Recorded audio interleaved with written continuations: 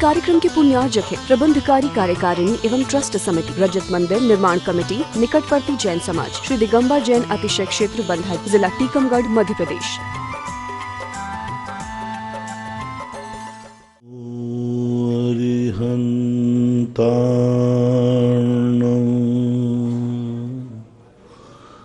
नमो सिद्धार्णं नमो आयर्याणं नमो वज्रायाणं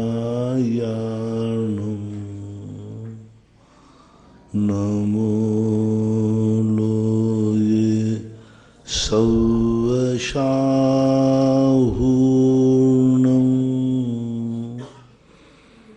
पंच परमेष्टि भगवान के आचार्य श्री गुरुवर कुंद महाराज के आचार्य श्री गुरुवर विद्यासागर महाराज की जय।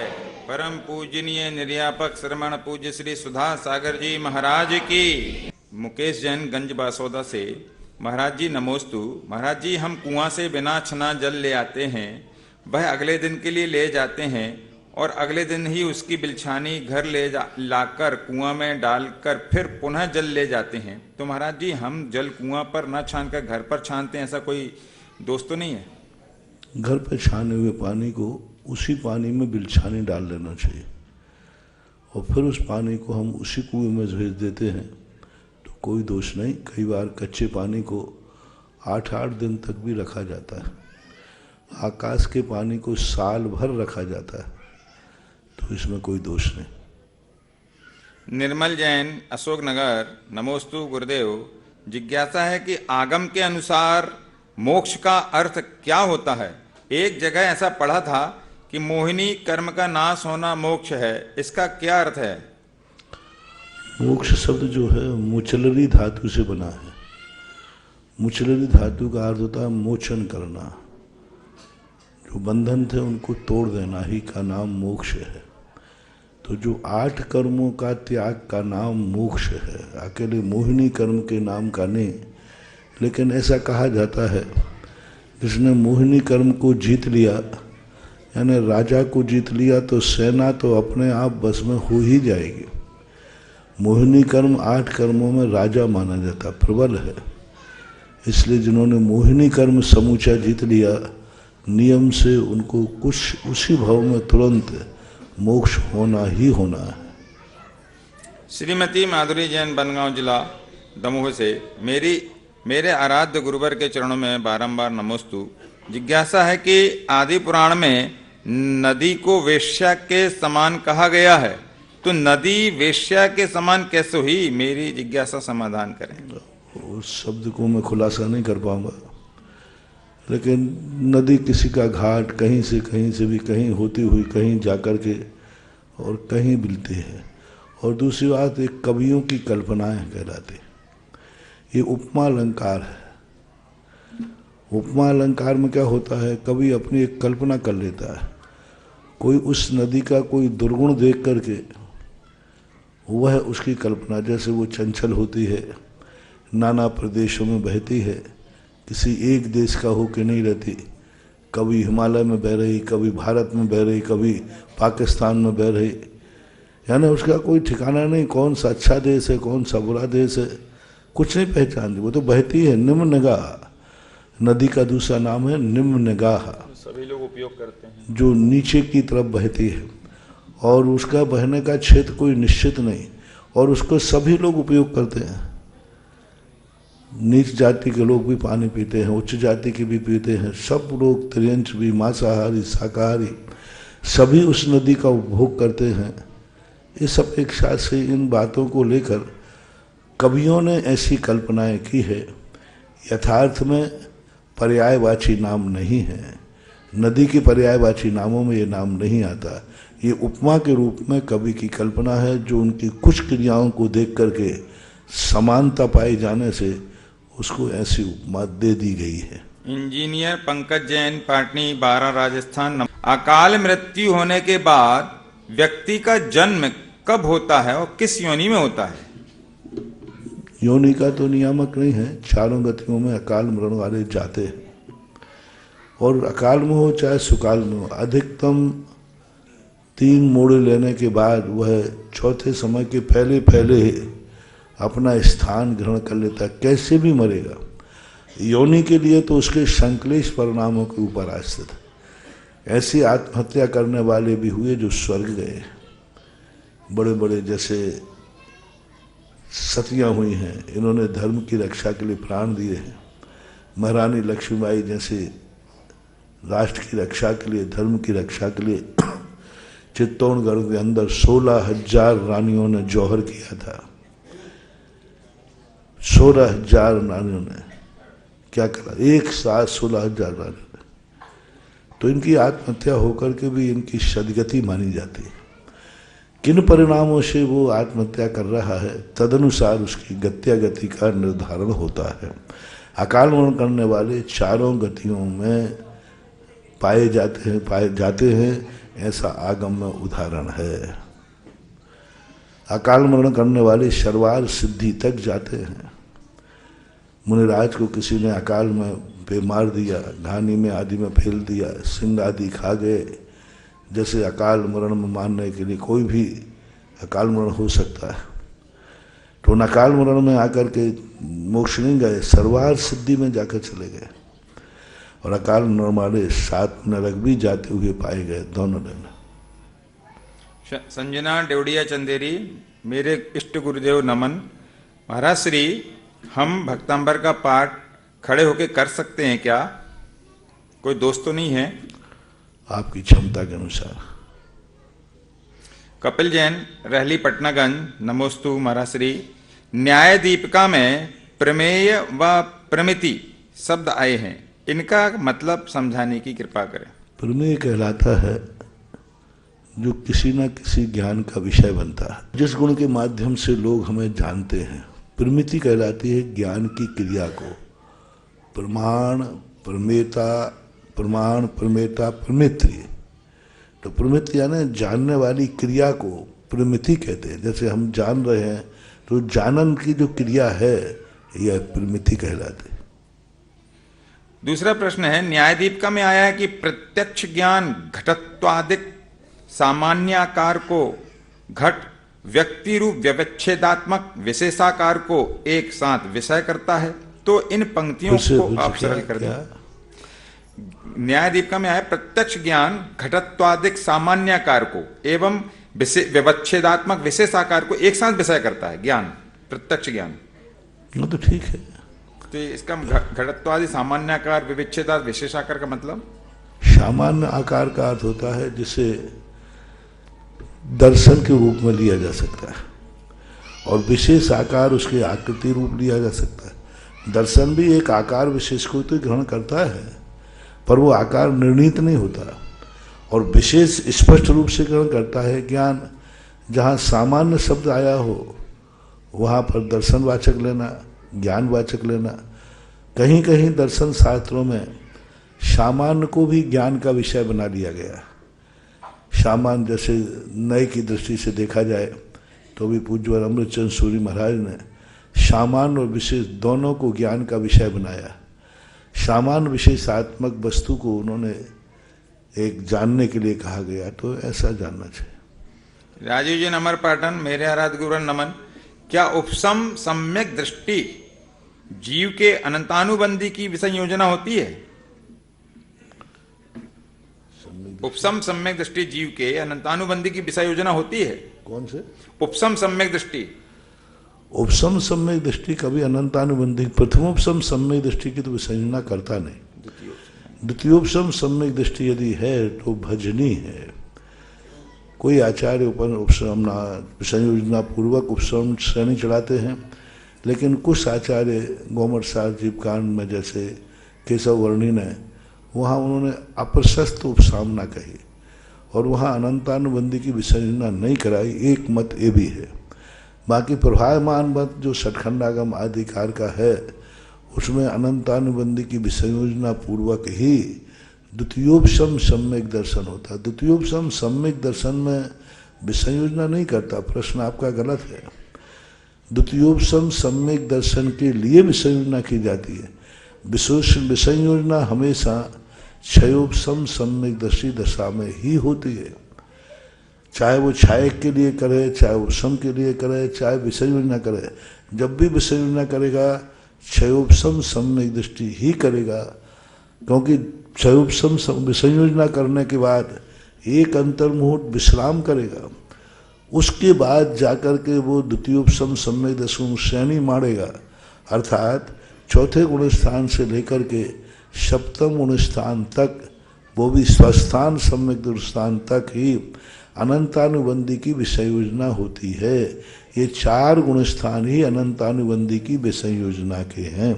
विसंयोजक अलग है और विसंयोजना अलग है। विसंयोजक तो 11वें गुण स्थान तक रहता है, विसंयोजन तो 132 सागर तक विसंयोजक रह सकता है।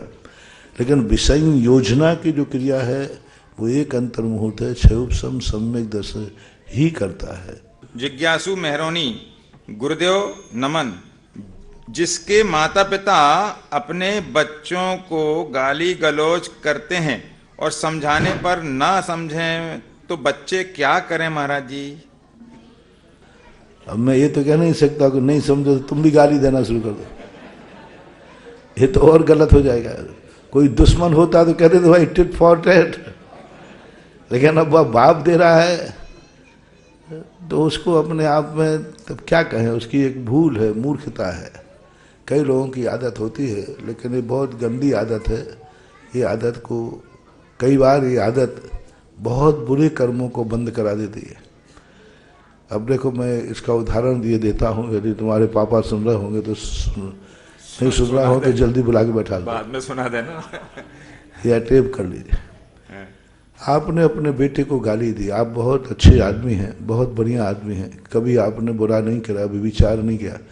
आपने बेटे को बहन की गाली दे दी। अब बहन की गाली बेटी की कौन हुई?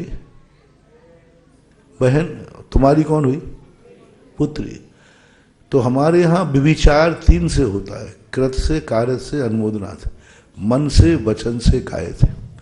एक बाप ने अपनी बेटी से विचार किया काय से,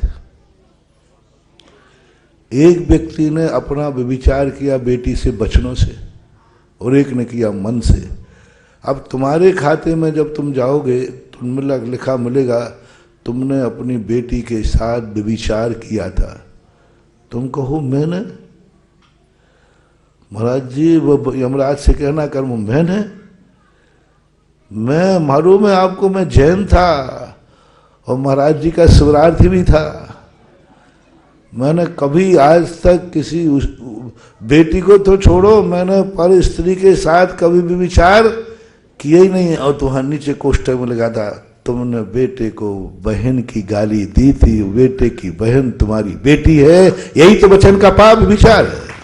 अब बोलो, तुमने जिंदगी में कभी भी विचार नहीं किया, पाप खाते में तुमने अपनी पत्नी पे गुस्सा किया और पत्नी को माँ की गाली दे डाली। दे सकते हैं कि नहीं? किसको दी? माँ की। पत्नी की माँ तुम्हारी कौन हुई? सासू माँ। अब तुम्हारे खाते में लिखा मिलेगा तुमने अपनी सासू के साथ विचार किया है। तुम हक्के बक्के, मैंने सासू के साथ विचार किया? मैं तो सासू को माँ कहता था, पैर छूता था, वहां लिखा रहेगा वचनों से तुमने पत्नी को क्रोध में आकर एक माँ की गाली दी थी। जिस समय तुम पत्नी को माँ की गाली दे रहे हो, सासू के विचार का पाप आपके खाते लिखा जाए। बेटे को बहन की गाली दे रहे हो, बेटी के साथ विचार का रूप लिख रहा है। तो ये गालियां देकर के अपने यहाँ मन वचन काय तीनों बराबर हैं। कोई शास्त्र में नहीं लिखा कि काया से पाप करने में ज्यादा पाप स्थिति अनुभाग ज्यादा पड़ता है, मन से ज्यादा पड़ता है, वचन से ज्यादा पड़ता है। संगी पंचेंद्री काया से भी उतना ही कर सकता है, मन से भी, वचन से भी बोली हुई गाली भी उतना ही विचार युक्त पाप कहला सकता है जितना कि काया से और मन से करने वाले को पाप लगता है। बस गाली सुनने वालों इतना सा सुन लो, फिर तुम्हारी जो मर्जी पड़े सो करो। अभिषेक जैन मोदी, भैंसदेही जिला बैतूल मध्य प्रदेश। नमोस्तु गुरुदेव। आचार्य मानतुंग जी, गुरुदेव यदि आचार्य थे तो उनके साथ उनके दीक्षित कुछ शिष्य भी तो रहे होंगे, लेकिन जब उनको कारावास ले जाया जा रहा था तब वे सब कहाँ गए थे? और उनके शिष्य कौन थे, उनके नाम क्या थे, हमें बताओ, हम उनसे मिलेंगे। और उन सबको कारावास ले जाया जा रहा तो जनता ने विरोध क्यों नहीं किया? राजा जब होता है ना, राजतंत्र होता है, तो जहां जो बोलेगा उसी को कुचल दिया जाएगा। 700 मुनियों को उपसर्ग हुआ, सारी जनता घरों में घुस के बैठी रही। राजा पदम खुद अपने घर में छुप करके बैठा रहा। क्या करोगे? जो बोलेगा उसी को मार डाल दिया जाएगा। राजतंत्र का कानून क्षेत्र कुछ नहीं कर सकते थे, जनता विरोध कर ही नहीं सकती। राजा के यहाँ के सामने कुछ नहीं चलता। राजा के जो भी कदम उठाएगा तुरंत कत्लेआम है, तुरंत कोई केस नहीं चलता। राजा के विरुद्ध में राज्य विरुद्ध के 2 ही सजा हैं, देश निकाला और मौत, 2 के अलावा कुछ नहीं। कानून मार्शल है, तुरंत मार दिया जाएगा। राज के कारण राजा के विरुद्ध में ने आवाज उठाई। शिष्य भी थे, शिष्य क्या कर लेते? कुछ नहीं कर सकते। गुरु महाराज कुछ नहीं कर पाए। सुकौशल महाराज और गुरु महाराज दोनों एक साथ जा रहे थे, सेलनी जाकर शिष्य पर झपट पड़ी, महाराज कुछ नहीं कर पाए, ध्यान में बैठे रहे। सेलनी शिष्य को सेलनी खाती रही, गुरु ध्यान में बैठे रहे, गुरु वहीं बैठे रहे, बाजू में खड़े रहे। कोई राजतंत्र के सामने और आताताई राजतंत्र हो तो कुछ नहीं करना ही समझदारी है। वो गुरु के साथ कर रहा है, उसको क्या फर्क पड़ता? तो 500 शिष्य होते उनको भी बंदी बना लेता, उसको क्या फर्क पड़ना है? राजा है वो तुरंत उनको बंदी और बना लेता। तो वहां बोलना ही नहीं बोलना ही समझदारी है। मैं आपसे पूछता हूं, ये कभी घटना घटी? तुम कहो कि नहीं कुछ भी होता, मर जाते, जेल जाते थे, चले जाते, लेकिन आवाज तो उठाना चाहिए। मैं आपसे पूछता हूं, एक बेटे का कुएं में गिर गया, उसका दूसरा भाई खड़ा था वहां, उसने देखा कि मेरा भाई कुएं में, वो तैर के नहीं जानता, ये खुद तैर के नहीं जानता था, ये खुद नहीं जानता, लेकिन मैं अपने भाई को मरता हुआ थोड़ी देखूं, ये कूद गया। अब बाप वहीं था, खेत पे चिल्ला, आया पिताजी आए, उनने दोनों बेटों को डूबते देखा। उसने ये नहीं देखा कि मैं भी तैर के नहीं जानता। उससे पूछा, भाई तू ऐसा क्यों कर रहा है? बोले क्या करूं, अपने बेटे को मरते हुए देखूं क्या? और ये कहते हुए कूद गया, तीनों मर गए। बोलो ये समझदारी है कि ना समझी? जल्दी नहीं बोलते। तो क्या बेटे को मरता हुआ देखे क्या? एक बेटा दूसरा बेटा को, अब ये ना समझी कहलाती है। जब एक बेटा कूद गिर गया है और वो तैर के नहीं जानता, तुम क्या करोगे बचा करके? तुम भी मरोगे। बाप और मर गया, लो साहब पूरा घर, कम से कम 2 तो बचते, कम से कम 2 तो बचते। जितने बड़े लोग होते समझदार, वे विथ फैमिली, विथ सारे परिवार के लोग एक गाड़ी में सफर नहीं करते, कभी एक गाड़ी में सफर करते ही नहीं। वो सब भाइयों के पास अलग अलग गाड़ी होगी, सब बेटों को कहीं एक साथ कोई तो बचेगा। अब उस समय समझदारी क्या थी? 2 बच सकते थे। इसी प्रकार यहां समझदारी, जब राजतंत्र चलता है तो राजा के सामने आवाज उठाने से कोई फायदा नहीं। आताताई राजा है, महाराज को बंदी बना रहा है, कुछ नहीं कर सकता। फिर भी उनके शिष्यों के संबंध में कोई उल्लेख नहीं मिलता है। अनीता जैन गुना से, मेरे परिवार की ओर से मुनिश्री के चरणों में नमोस्तु। महाराज जी, अगर घर में सूतक चल रहा हो तो हम धार्मिक पाठ आदि जो है फोन के ऊपर, फोन से पढ़ सकते हैं क्या? आप कर सकते, कोई बात। डॉक्टर अमित शाह, तलवाड़ा बांसवाड़ा। नमोस्तु गुरुवर। भव्यत्व मार्गणा में भव्यत्व और अब दोनों आए हैं, तो ये कर्मजन्य है या स्वाभाविक? स्वाभाविक, कर्मजन्य। पारनामिक भाव ही बताता है, ये स्वाभाविक कहलाता है। वैभव काला, सूरत भटार। नमोस्तु महाराज जी। जिज्ञासा है कि कोई अपने होके दुश्मन का साथ दें तो उसको क्या परिणाम भुगतना पड़ता है? और उससे आपकी दुश्मनी है और उससे मित्रता है तो क्या करोगे? तो अब इसके लिए भाव देखा जाएगा कि आपका उसके साथ ऐसा क्यों, वो क्यों ऐसा कर रहा है, आपने उसके साथ क्या दुर्व्यवहार किया है कि आपका ही भाई आपके दुश्मन से जाके मिल गया। महाराणा प्रताप का छोटा भाई शक्ति सिंह दिल्ली की गद्दी में जाके मिल गया, अकबर से जाके मिल गया। सब लोग और अकबर से जाके मिल करके और युद्ध किया और भाई को पराजित कर गया। भाई को, राणा प्रताप को कोई पराजित नहीं कर सकता था, लेकिन उनका छोटा भाई शक्ति सिंह जब मिल जाता है तो फिर सारे दाव पे उसने बता दिया कौन चित्तौड़ में प्रवेश कर सकता था, लेकिन शक्ति सिंह ने सारे दरवाजे बता दिए और प्रवेश किया। और जाकर के वो युद्ध हुआ कहाँ पर, जाकर के युद्ध होते होते हल्दी घाटी तक पहुंच गया। कई वर्षों तक ये युद्ध चला। अब वो भाई था, अब अपन विचार करें भाई को ऐसा करना चाहिए। पहले ये खोज करो कि सगा भाई भाई के विरुद्ध में गया क्यों, क्या कारण था। अपना व्यक्ति जब भी दुश्मन का साथ होता है जब वो तुम्हारा दुश्मन बन चुका होता है। तो अब तुम्हें देखना है कि तुमने अपने व्यक्ति को दुश्मन क्यों बनाया, वो दुश्मनी क्यों बनी कि उसको दुश्मन से जाके हाथ मिलाना पड़ा। ये बहुत रहस्य की बातें हैं। पुण्य और पाप बंद आंगाड़ी पछाड़ी भी देखता है। गुप्त है सूरत से नमोस्तु महाराज जी। अब ये देखिए, विभीषण रावण का भाई था, रावण का अपना था कि नहीं, और रामचंद्र जी कौन थे, लंका के दुश्मन। क्या विभीषण को दुश्मन के साथ मिलना चाहिए या नहीं, जल्दी बोलो। हाँ, मिलना चाहिए कि हाँ कह रहे, नहीं नहीं मिलना चाहिए, तो मरेगा वहां। माता ने कहा तू जाके यहां से भाग जा। रावण के यदि एक रात विभीषण वहां रुक जाता, उसकी कत्ल कर दी जाती, बंदी बना लिया जाता। रावण ने छोड़ दिए थे, विभीषण भाग नहीं जाए, बंदी बनाओ उसको। अब अपन देखा है घर का भेदी लंका ढाए, अपन विभीषण से कहते देखो जाके दुश्मन से मिल गया।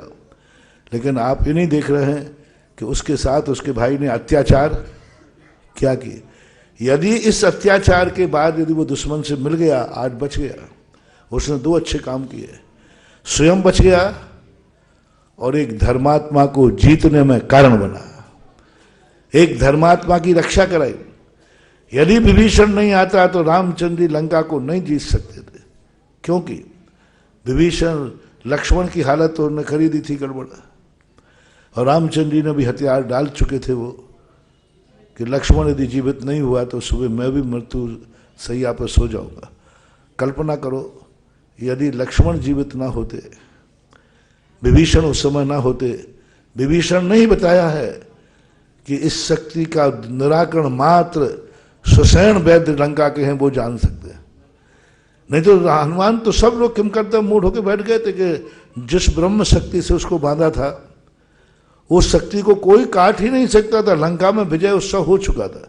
रावण ने कहा असंभव, कोई काट ही नहीं सकता। और यदि किसी के पास दवाई है तो वो तुम्हारा वैद्य है, लंका का वैद्य, और दुनिया में वैद्य जानते नहीं।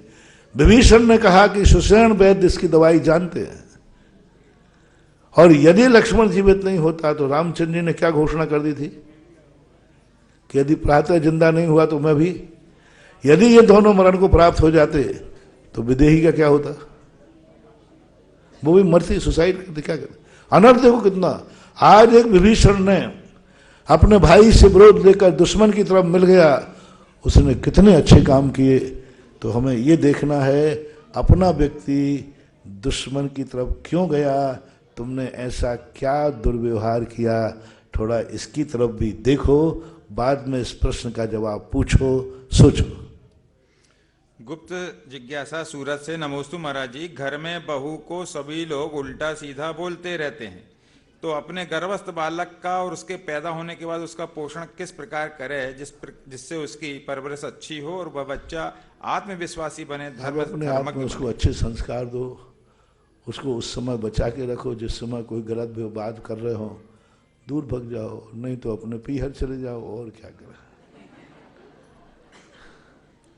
महेंद्र जैन पत्रकार इंदौर से, गुरुवर नमोस्तु। माता पिता द्वारा बच्चों का पालन करना साधना के समान माना जाता है। जो कि प्रत्येक करते हैं, वही बच्चों द्वारा वृद्ध माता पिता की सेवा करना आराधना करना माना जाता है। महाराज जी, जिज्ञासा है कि माता पिता तो अपनी साधना पूरी करते हैं, लेकिन बच्चे अपने माता पिता की आराधना क्यों नहीं कर पाते, इसके लिए मार्गदर्शन दें। ये तो आप खुद पूछो कि आपने अपने माँ बाप के साथ क्या किया। परंपरा चलती है, 70-80% रैंकिंग पद्धति है। रैंकिंग जानते ना, जूनियर ने सीनियर ने जो जूनियर के साथ किया वो जूनियर सीनियर वर्ग के जूनियर के साथ करेगा। आप खुद निर्णय कीजिए। मैंने तो 75% माता पिताओं को देखा है, उनने जो अपने माँ बाप के साथ किया वही बेटा उनके साथ करते पाए जाते हैं। तो आपको भी यदि ऐसा नहीं करना पसंद है तो उस समय तो जिस समय आप बेटे थे और आपके माँ बाप थे, उस समय यदि आप चेत जाते तो शायद आगे का कुछ मामला अच्छा मिल जाता। तुमने अपने माँ बाप को भी तुमने नहीं सुनी, तुम्हारे बेटे तुम्हारी क्या सुनेंगे। मैंने एक दिन कहा था ना कि एक बेटे ने कहा कि महाराज जी वो माँ बाप अलग नहीं करना चाहते थे, वो अलग होना चाहता था। मेरे पास आया, फैसला संक्षेप में बता देता हूँ। उन्होंने कहा महाराज जी इनसे पूछिए कि मैं इनका ओरिजिनल बेटा हूँ कि नहीं। बोले हाँ ओरिजिनल है। तो फिर इनसे पूछिए ये अपने मम्मी पापा से अलग क्यों हुए थे। इनके भी तो भाई थे, इनके भी तो माँ बाप थे। तो माँ बाप ने कहा इस छोकरों के कारण से अलग हुए थे कि सबके साथ रहने में इनकी अच्छी पढ़ाई नहीं होगी, अच्छी परवरिश नहीं होगी, अच्छा नहीं होगा, इसलिए इनके कारण अलग हुए थे हम। तो बेटा मुस्कुरा के कहता है महाराज जी फैसला हो गया ना, मैं भी अपने बच्चों की खातिर इनसे अलग हो रहा हूँ क्योंकि अब मेरे बच्चे भी हैं। तब उनको अकल आई। महानुभाव, हमसे छोटा जब हमसे कोई दुर्व्यवहार करता है तो कभी हमें भी सोचना चाहिए हमसे भी कोई बड़ा था, हमने उसके साथ क्या किया। ये सोच विचार करके यदि ये सोच लोगे तो तुम्हें अच्छा समाधान मिल जाएगा। अशोक जैन गुना, नमोस्तु गुरुवर। आपने बताया कि विधान आदि के मंगल कलश की सामग्री को पुनः उपयोग में लिया जा सकता है। क्या पूजन विधान की स्थापना के लिए ठौने पर रखी जाने वाली लौंग जो चांदी की है तो वो उसको उपयोग कर सकते हैं? बहुत बार कह दिया, नहीं ले सकते। वो पूजन की स्थापना है, मंगल रूप नहीं है, शगुन रूप में, वो प्रयोग में नहीं की जा सकती। विजय जैन मुंबई से, मुनिश्री को त्रिकाल। मुनिश्री, कुछ लोग स्वाभाविक तौर से इसी नाते कहते हैं जो अनेकों सुनने वालों को सत्य और तारक संगत लगती है और जिनसे वो पूर्ण संतुष्ट हो जाते हैं, उन्हें वो सुनने वाले आगे फॉलो भी करते हैं। क्या इसे हम आंशिक केवल ज्ञान द्वारा जाना गया कह सकते हैं क्या? केवल ज्ञान में तो सब कुछ जाना, उनके ज्ञान से क्या छुपा है, वो तो सब कुछ जानते।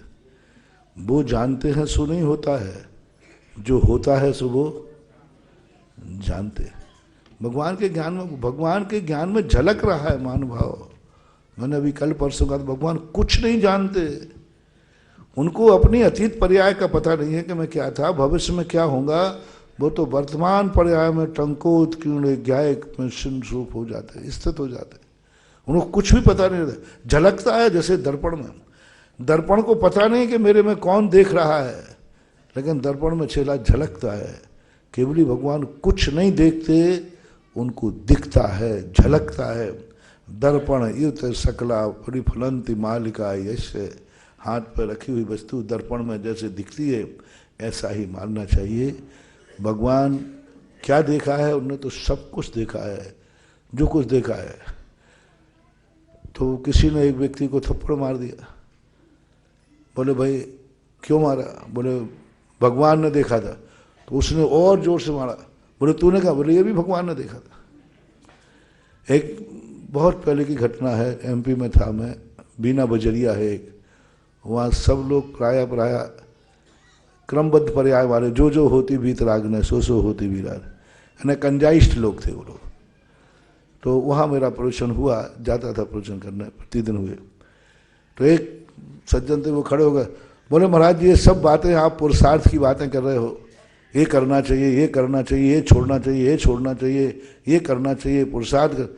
तो बोले महाराज जी केवल ही भगवान ने क्या देखा है? जो केवली भगवान ने देखा वही तो होगा। जो जो देखी वीतराग ने सो सो होती वीर आरे, अनहोनी कबो न होती काहे होते धीर आरे। तो ये बताइए भगवान ने क्या क्या देखा है? प्रवचन के बीच में खड़े होगा, मेरे प्रवचन के बीच में खड़े होना बहुत हिम्मत वाला व्यक्ति होगा। मैंने कि बहुत बड़ा आदमी दिखता है, तो मैंने भी उस बिल्कुल आगे का ब्रेक लगाया। मैंने प्रवचन स्पीड पे चल रहा था, वो बोल पड़ा, तो मैंने गाड़ी आगे का ब्रेक लगा के मैंने भी टेस्ट में अच्छे शब्दों में जवाब दूं कि बुरे शब्दों में? बोले महाराज जी अच्छे शब्दों में देना, सब लोग बैठे हैं। मैंने कहा जवाब हो गया आपका। यानी कुछ मेरे हाथ में भी है कि अच्छे शब्दों, तुम्हें तो ये बोलना चाहिए जिस शब्दों में भगवान ने देखा है उस शब्द में दीजिए। एक एक मैंने तुम्हें ये बोलना ही नहीं, तुम्हें तो ये बोलना भगवान ने जो देखा होगा दीजिए आप। आपने ये क्यों कहा महाराज जी सब लोग बैठे अच्छे शब्दों में दीजिए? यानी कुछ हमारे हाथ में भी है। वो व्यक्ति इतना नतमस्तक हुआ, भरी सभा में साष्टांग लेट गया। मेरी जिंदगी में आज तक सर्वज्ञता समझ में नहीं आई थी, आज महाराज ने 2 शब्दों में समझाई। मैंने तो समझा ही नहीं।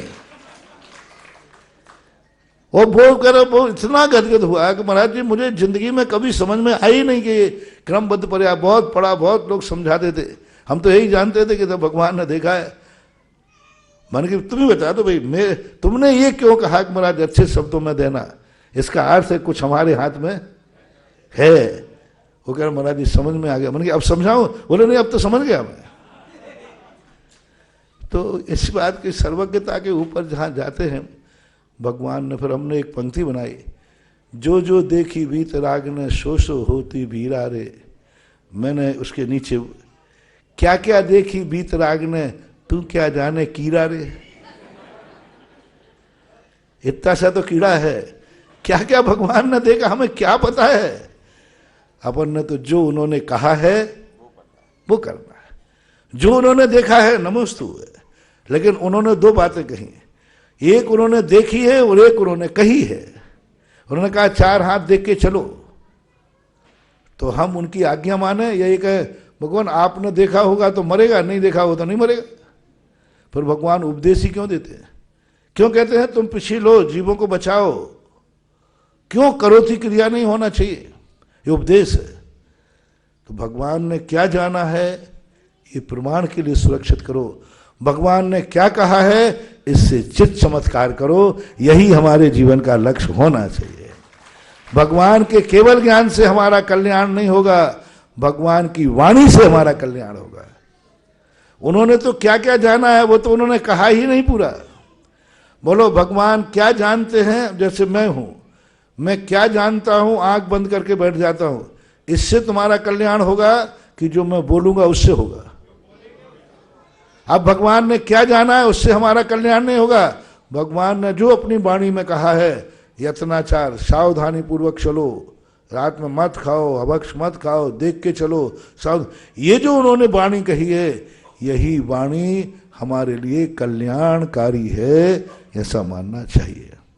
प्रभु दर्शन फिर गुरु कृपा, तद अनुसार पुरुषार्थ, दुर्लभ जग में 3 ये मिले सार परमार्थ। नमोस्तु गुरुदेव, नमोस्तु नमोस्तु नमोस्तु। गुरुदेव, मैं पत्रकार हूँ और अमरकंटक में आचार्य श्री के प्रवास के रविवारी प्रवचनों का 1994 से लेकर आज तक जितने भी रविवार हुए हैं, मुझे ये सौभाग्य मिला है कि मैं उनके प्रवचनों को आलेखित करके उनका प्रकाशन कर सकूं। ये सौभाग्य आप सबके चरणों के सानिध्य से मुझे प्राप्त हुआ है। महाराज जी, ये मेरे किस कर्मों का फल है? एक दूसरा, महाराज जी, कल ही का दिन था जब कार्तिक कृष्ण अमावस्या को भगवान महावीर स्वामी प्रातः की बेला में निर्वाण को गए और संध्या काल में गौतम गणधर भगवान को निर्वाण प्राप्त हुआ। महाराज जी, मेरी जिज्ञासा ये है कि क्या गौतम गणधर भगवान को सिद्धत्व की प्राप्ति हुई? क्या उन्होंने अष्ट कर्मों का नाश कर लिया था? और अगर ऐसा है तो महाराज जी, भगवान महावीर स्वामी ने 4 कर्म का नाश कर अभी सिद्धत्व पद, परम पद की प्राप्ति शेष है, तो ऐसा क्यों हुआ होगा महाराज जी? नमोस्तु महाराज जितने भी गणधर होते हैं सब एक भवतारी होते हैं। केवल ज्ञान होने के बाद व्यक्ति मोक्ष जाता ही जाता है। केवल ज्ञान जो प्राप्त हुआ गौतम गणधर के लिए, वह राजगिरी में वहाँ समोषण था उस समय वहाँ भगवान का। और उसके बाद गौतम जो केवल ज्ञान के बाद उन्होंने वर्षों वर्षों तक गंधकुटी के साथ उपदेश दिया। महावीर स्वामी मोक्ष पधार गए थे 8 कर्मों को नाश करके, और उसी दिन इनको 4 घातीय कर्मों का नाश हुआ। फिर उन्होंने गंधकुटी के साथ वर्षों तक विहार किया। उनके वर्षों का काल समय निश्चित है, और वहाँ से विहार करते करते गुणावा में जाकर के उनको मोक्ष की प्राप्ति हुई। वो इस समय सिद्ध परमेष्ठी पद पर विराजमान है। जो भी केवल ज्ञानी होते हैं वो सिद्ध ही होते हैं, नियम है। महाराज जी, आपके चरण सानिध्य में पूरे भारत में 2 जैन कुंभ का आयोजन हुआ, एक सांगानेर में और 6 महीने पश्चात नारेली में। महाराज जी 3 वर्ष हो गए, पूरा भारत तृतीय जैन कुंभ का की प्रतीक्षा कर रहा है। महाराज जी, क्या वो चांदखेड़ी में भी हो सकता है? नमोस्तु महाराज जी, नमोस्तु नमोस्तु महाराज। देखो, 2 चीज़ें होती हैं सामने, समाज और राज और धर्म, ये तीनों चीज़ें जहाँ मिलती हैं तब संगम का एक आनंद आता है, जो त्रिवेणी संगम कहते हैं। इस समय चूंकि अपना देश कोरोना की स्थिति से गुजर रहा है, सरकार का जो गाइडलाइन है वो अभी पूर्ण स्वीकृति में नहीं है। अभी सरकार किसी भी कार्यक्रम के लिए पूर्ण अनुमति नहीं दे रही है। लोग करने लगे हैं, कर रहे हैं, हो रहे हैं, लेकिन अभी बाधा भी नहीं डाल रही, लेकिन कानूनन छूट नहीं दे रही। अभी छुटपुट फिर से कोरोना के केस आना शुरू हो गए। अभी सरकार डरी हुई है, क्योंकि 1.5 साल की जो मार है, 1.5 साल का जो उजाड़ है, 1.5 सालों में जो घर उजड़े हैं, कौन किससे क्या उजड़ गया, उसकी दहशत आज भी लोगों में है। आज भी लोग दहशत में हैं, और सरकार भी दहशत में है, और मुल्क भी दहशत में है। इसलिए सरकार हाथ जोड़कर प्रार्थना कर रही है कि कोई बड़ा कार्यक्रम न करें, देश के खातिर, समाज के खातिर, और अपन अहिंसक हैं। जिस कार्य से सब लोग कांप जाएं, डर जाएं, और वो आपने पहले ही कह दिया कुंभ होगा, तो उन 2 कुंभों से भी बड़ा कुंभ होगा। और बड़े कुंभ को संभालने की शक्ति अभी ना सरकार के पास है और ना ही अभी समाज के पास है, और दोनों के पास न होने से मैं दोनों के साथ हूँ। नमोस्तु महाराज जी, नमोस्तु नमोस्तु। क्योंकि अभी अपनी कूलता नहीं तो अभी तक तो यदि ये कोरोना काल का प्रोटोकॉल नहीं होता तो अभी तक पता नहीं क्या क्या हो गया होता।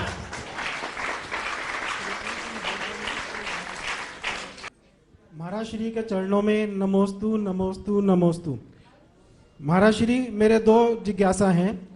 एक तो दिवाली का पर्व वीर निर्वाण से मनाया जाता है, और तो फिर जब जैनेतर दिवाली मनाते थे वीर निर्वाण से पहले, तब राम के अयोध्या वापस आने के लिए, तो जैन अनुयायी क्या करते थे उस समय? धर्म के अनुसार जो राम जो मानी जाती है, अपने अपने धर्म के अनुसार मानते थे। जैनी लोग नहीं मानते थे। कितने त्योहार है जो वैष्णव लोग मानते हैं। दशहरा वैष्णव लोग मानते हैं, जैनी नहीं मानते। नवरात्र नहीं मानते, तो कोई जरूर नहीं है। उनके त्योहार उनके अनुसार चलते थे। कितने त्योहार हैं, कहना चाहिए कि 100 त्योहार साल भर के हैं तो 99 त्योहार अलग ही अलग होते। हमारे त्योहार अलग थे, उनके अलग थे। उनकी दिवाली की पूजा अलग है, उनकी कहानी अलग है, अपनी कहानी अलग है, और उसमें भी अंतर है। दिवाली रामचंद्र जी के अनुसार ही मनाई जाती है, ऐसा कोई ठोस प्रमाण नहीं है। इसी से अंदाज लगाइए, वैष्णव दर्शन में भी दशहरा के दिन रावण को मारा गया, और रावण को मारने के बाद रामचंद्र जी 6 महीने लंका में रहे, और 6 महीने बाद लंका में रहने के बाद फिर अयोध्या आए, तो दिवाली कहाँ पड़ेगी? दिवाली तो 10 दशहरा 20 दिवाली, 20वें दिन दिवाली आती। अगली साल की मानो तो 6 महीने में कहाँ से पड़ेंगे? दशहरा के बाद 6 महीने कहाँ बीच में ही आ जाएंगे। तो अभी ये प्रमाणिक सिद्ध नहीं। यदि रावण दशहरा के दिन मारा गया है तो या तो दशहरा पर प्रसेशन लगेगा या दिवाली पर।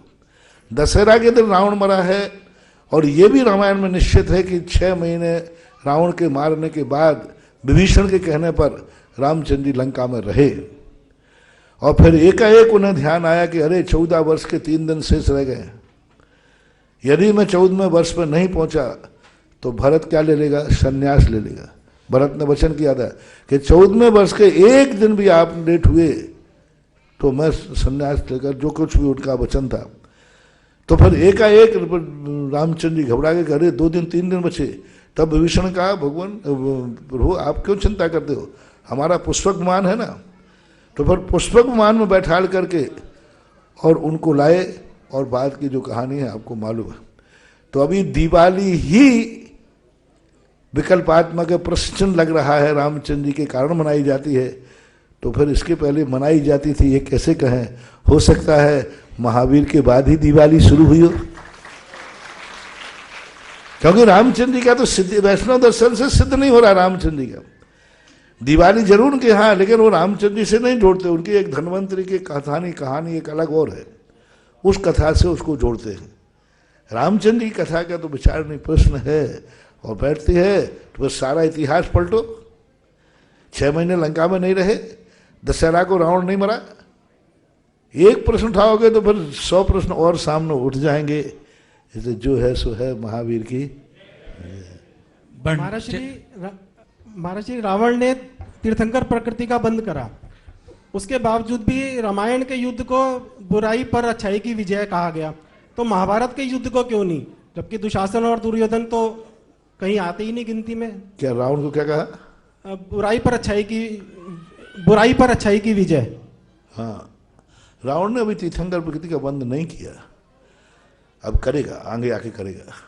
यहाँ आएगा, पहले तीर्थंकर बंद करेगा, स्वर्ग जाएगा, फिर वहाँ से आके तीर्थंकर बनेगा। अभी बंद नहीं किया। देखो, दुर्योधन का और रावण का अंतर है।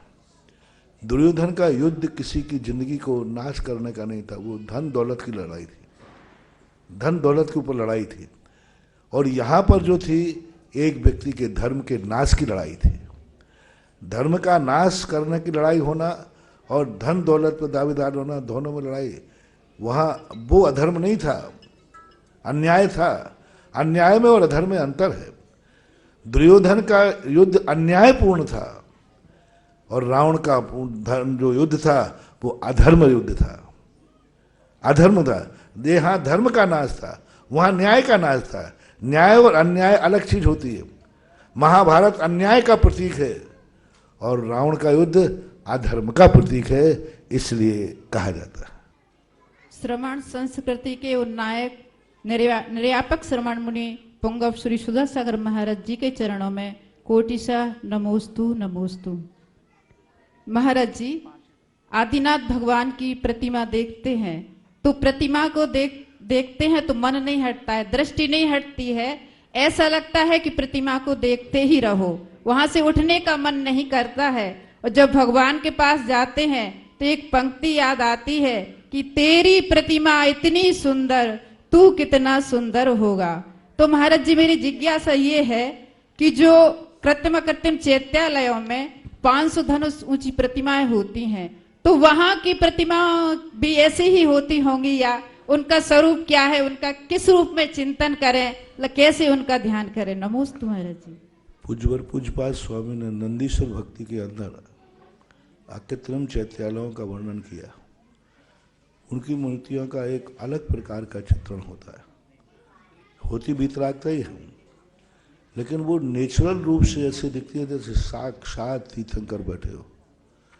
यहाँ तो एक आकार दिया गया हो, आकार नहीं, साक्षात 500 धनुष प्रमाण, नख केश आदियों का जो कलर होता है वो कलर स्वाभाविक, पेंट नहीं किया गया। नख ओंठ लाल है, नाखून लाल है, सबका वर्णन उन्होंने किया है। लेकिन होती है इससे भी और अधिक सुंदर होती है। लेकिन ये ध्यान रखना, उन प्रतिमाओं में वो अतिशय नहीं है जो भक्तों के द्वारा बैठाले हुए भगवानों में अतिशय होता है। वो अकृत्रिम प्रतिमाएं हैं, अकृत्रिम जिनालय है। ठीक है, वो भी मूर्तियां हैं, पूजनीय हैं, लेकिन ये मूर्ति भक्तों की भक्ति से बनती है। इन मूर्तियों का जो ऊर्जा होती है, जो विशेष प्रकार का इनका एनर्जी होती है, वो एक अलग होती है। उनकी एनर्जी अलग है, इनकी एनर्जी अलग है, दोनों का मानना चाहिए। अभी आपने भैया बोला था डॉक्टर मेरे भैया हैं, मैं डॉक्टर नहीं हूँ। नमोस्तु महाराज। कोई व्यक्तित्व, कोई विभूति किसी तीर्थ पर अपने चरण पदार्पण करती है और उस तीर्थ की दशा और दिशा बदल जाती है। वो जिस तीर्थ के बारे में सोचते हैं वो तीर्थ में परिवर्तन होने लगता है।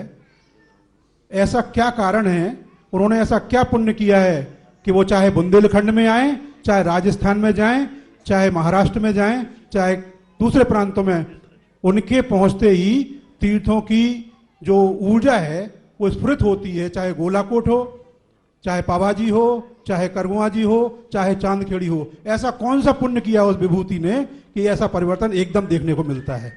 इसका मूल कारण है कि जो भी ऐसी विभूति होगी उसका कोई एक तीर्थ क्षेत्र नहीं होगा, उसका सारा जगत तीर्थ होगा। वो जिस तीर्थ पे जाता है उसी तीर्थ को अपना मान लेता है, और जहां बैठता है उसी तीर्थ को तीर्थ बनाने की सोचता है। नदी के पानी को यदि एक गड्ढे में रोक दिया जाए तो सड़ना चालू हो जाता है। साधु अपनी साधना, ऊर्जा किसी एक मठ को लेकर न चले। साधु का ये लक्ष्य नहीं होना चाहिए कि मैं इस तीर्थ क्षेत्र को बनाऊंगा। सारे भारत का पैसा इकट्ठा करके एक तीर्थ को बनाते हैं। साधु को चलता फिरता स्वयं तीर्थ है। क्यों ये पंक्ति कही गई, जहां साधु रुकेगा वो जग तीर्थ बनेगा। इससे सिद्ध है कि साधु किसी एक तीर्थ से न बंधे, मठाधीश न बने। और यही सबसे भ्रष्ट साधु का लक्षण है, जब कोई साधु किसी एक तीर्थ से बंध जाता है और उसी तीर्थ को अपना सब कुछ मान लेता है। सारे जगत में कहीं भी जाए सब पैसा बटोर कर समेट कर एक तीर्थ के लिए ले जाता है। और जो साधु ये सोचते हैं कि नहीं, मैं जिसके पुण्य से, जिस पुण्य माटी से हम जिस स्थान पर बैठे हैं, क्यों ना उसका पुण्य उसी माटी को मिलना चाहिए। आज चांद के लिए आज कोई भी स्थान है, सब फले फूले, सारा जगत का तीर्थ तीर्थ बन जाए। साधु की वह पंक्ति चरितार्थ होना चाहिए, जहां जहां तीर्थ, जहां जहां चरण पड़े तन संतन के, वो जग तीर्थ होए। इसलिए हर तीर्थ को अपना, हर तीर्थ जहां जहां तीर्थ है, हर तीर्थ अपने अकृत्रिम चैत्यानों जैसे, हर तीर्थ अपने संपूर्ण अतिशयों से परिपूर्ण हो, संपन्न हो। ऐसी उस साधु की, साधक की भावना रहती है, तभी जहां पहुंचते हैं वही तीर्थ विकसित हो जाता है। मैं उनकी भाषा समझ गया, वो मेरी भाषा समझ गए। खग जाने खग ही की भाषा। इस कार्यक्रम के पुण्यार्जक है प्रबंधकारी कार्यकारिणी एवं ट्रस्ट समिति, रजत मंदिर निर्माण कमेटी, निकटवर्ती जैन समाज, श्री दिगंबर जैन अतिशय क्षेत्र बंधर, जिला टीकमगढ़, मध्य प्रदेश।